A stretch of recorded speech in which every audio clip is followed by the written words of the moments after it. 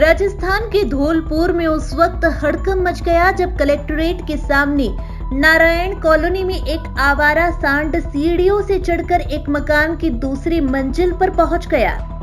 परिजनों ने जैसे ही कमरे में सांड को खड़ा देखा तो उनके होश उड़ गए। जैसे ही उन्होंने सांड को बाहर निकालने की कोशिश की तो सांड ने घर की दूसरी मंजिल पर उपद्रव मचाना शुरू कर दिया। सांड के उपद्रव से दहशत में आए ऊपर की मंजिल में रहने वाले किराएदारों ने खुद को कमरे में बंद कर लिया। 8:30 साढ़े 9 के बीच की बात है। सांड घर के अंदर घुस गया। उस 2 मंजिल पर जाकर उसने थोड़ा महकना सांड था और उसने आकर उधर मचाया रखा था। उसके बाद हमने खुद की लड़की बुलाकर उसे थोड़ा निकालने की कोशिश की, पर हम पे नहीं हो पाया। फिर रेस्क्यू टीम को बुलाया गया। उसे बेहोश कर ऊपर छत से उसे हाथों द्वारा उसे नीचे लेकर आए, सीढ़ी द्वारा। उसे कितने घंटे रहा? उसे वो 3 साढ़े 3 घंटे अंदर रहा। 3:30 बजे से रेस्क्यू कर लिया गया।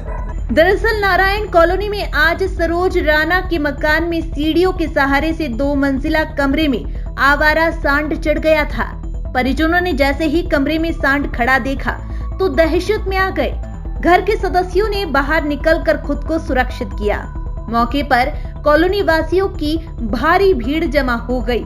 मामले की सूचना वन विभाग, नगर परिषद और पशु विभाग को भी दी गई। तीनों विभाग मौके पर पहुंच गए। नगर परिषद और वन विभाग की टीम ने जेसीबी मशीन के सहयोग से सांड का रेस्क्यू करने का प्रयास किया, लेकिन मकान के छज्जे के पास बिजली लाइन होने पर सफलता नहीं मिल सकी। उसके बाद पशु चिकित्सकों ने बेहोशी का इंजेक्शन लगाकर सांड को बेहोश किया। करीब 3 घंटे की कड़ी मशक्कत के बाद सांड को सीढ़ियों के सहारे घसीटते हुए रेस्क्यू किया गया। तब जाकर लोगों ने राहत की सांस ली। महोदय तथा श्रीमान आयुक्त महोदय द्वारा दूरभाष पर सूचना मिली थी कि कलेक्ट्रेट के सामने उदय स्कूल के पास एक सांड 2 मंजिला मकान में ऊपर चला गया है। इस पर मैं तथा मेरे साथी अधिकारी कर्मचारी मौके पर आए। जाकर देखा तो वास्तव में सांड ऊपर बहुत जटिल परिस्थितियों में फंसा हुआ था। 2 मंजिला सीढ़ियों पर चढ़ता हुआ कमरे में था। इसको निकालने के लिए रेस्क्यू किया गया। रेस्क्यू में पशुपालन विभाग के अधिकारी कर्मचारी, वेटनरी हॉस्पिटल के, नगर परिषद के, वन विभाग के सभी विभागों के अधिकारी कर्मचारी मौके पर आए।